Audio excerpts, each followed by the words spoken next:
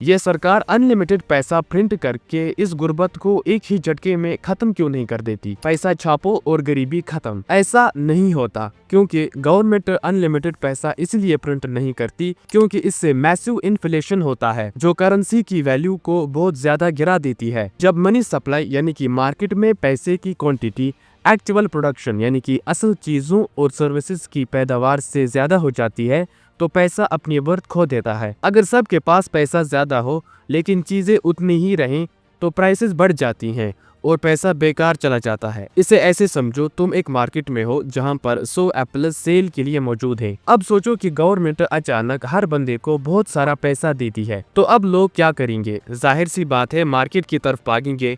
लेकिन एक मसला है कि एप्पल्स की क्वांटिटी लिमिटेड है और खरीदने वाले बहुत सारे हैं। इसका नतीजा ये निकलेगा कि डिमांड बढ़ जाएगी लेकिन सप्लाई वही रहेगी। अब जब डिमांड ज्यादा और सप्लाई कम हो जाती है, तो प्राइसेस अपने आप ही बढ़ जाते हैं। अगर पहले एक एप्पल की कीमत 50 रुपए थी, अब वो 100 का हो सकता है या फिर 500 का, इसीलिए कि लोग बहुत ज्यादा हैं और एप्पल्स कम हैं, और फिर भी सब लोग एप्पल नहीं खरीद पाएंगे। जितना ज्यादा पैसा बिना प्रोडक्शन के प्रिंट किया जाता है, उतनी ही हर नोट की वैल्यू कम होती जाती है। इसकी एक रियल एग्जांपल भी है। जब लेट 2000s में जिम्बाब्वे की गवर्नमेंट ने भी अनलिमिटेड पैसा छापा था, तो प्राइसेस इतनी तेजी से बढ़ गई कि लोगों को एक ब्रेड खरीदने के लिए ट्रिलियंस ऑफ डॉलर चाहिए होते थे। पैसा प्रैक्टिकली मीनिंगलेस हो गया। इसीलिए पैसा तभी काम करता है जब वो अपनी रियल वैल्यू को रिप्रेजेंट करता है। सिर्फ कागज प्रिंट करते रहना ही पैसे को ताकतवर नहीं बनाता, बल्कि उसकी वैल्यू खत्म हो जाती है। गरीबी सिर्फ पैसा प्रिंट करने से खत्म नहीं होती, ये सिर्फ अपॉर्चुनिटीज, मेहनत और फेयर डिस्ट्रीब्यूशन से कम होती हैं। ज्यादा पैसा प्रिंट करना मुल्क को अमीर नहीं बनाता, बल्कि उस पैसे की जो वैल्यू होती है